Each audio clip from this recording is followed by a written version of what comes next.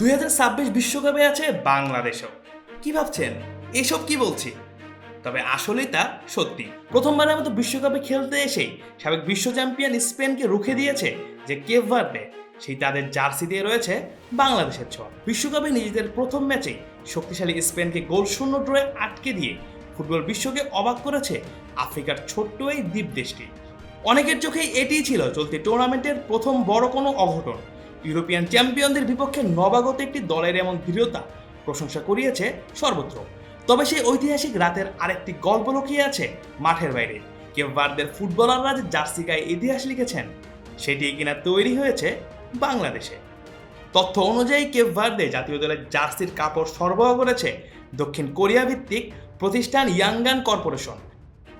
আর সেই জার্সিগুলোর কাটিং, সেলাই ও উৎপাদনের কাজ সম্পন্ন করেছে ঢাকায় অবস্থিত স্পোর্টস ওয়ার প্রস্তুতকারী প্রতিষ্ঠান কাপলি স্পোর্টসের কারখানা।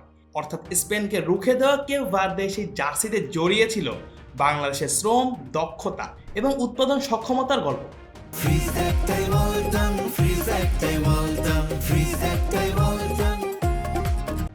বিশ্বকাপের মতো আসরে সাধারণত আলোচনার কেন্দ্রবিন্দুতে থাকেন খেলোয়াড়, কোচ কিংবা গোলদাতারা। কিন্তু কেপ ভার্দের এই অবিশ্বাস্য ফলাফল যেন নতুন করে সামনে নিয়ে এসেছে বাংলাদেশের তৈরি পোশাক শিল্পের আরেকটি সাফল্য।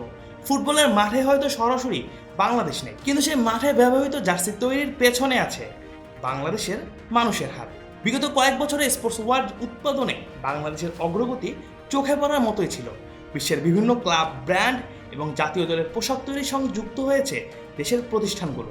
বিশ্ববাজারে তৈরি পোশাক খাতের সাফল্যের পর এখন ক্রীড়া বস্ত্র উৎপাদনেও নিজেদের অবস্থান শক্ত করছে বাংলাদেশ। আর কেপ ভার্দের জার্সি সেই সক্ষমতারই আরেকটি প্রমাণ।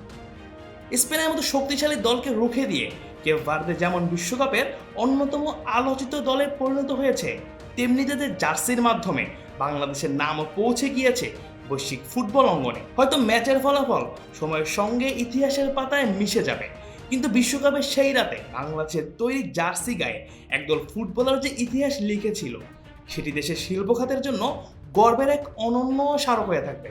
অর্থাৎ ফুটবলের সবচেয়ে বড় মঞ্চে বাংলাদেশের উপস্থিতি যেন নীরবেই ছিল এবার। তবে সেই নীরব উপস্থিতি প্রমাণ করে দিয়েছে বিশ্বকাপের আলোয় না থাকলেও বিশ্বকাপের গল্পের ভেতরে বাংলাদেশের নাম ঠিকই লেখা থাকবে। মাঠের লড়াইয়ে যে কেপ ভার্দে করেছে ইতিহাস, তারাই কিনা মাঠে নেমেছিলেন বাংলাদেশের তৈরি জার্সি পরে। Mujahidul Islam Zahid, on field.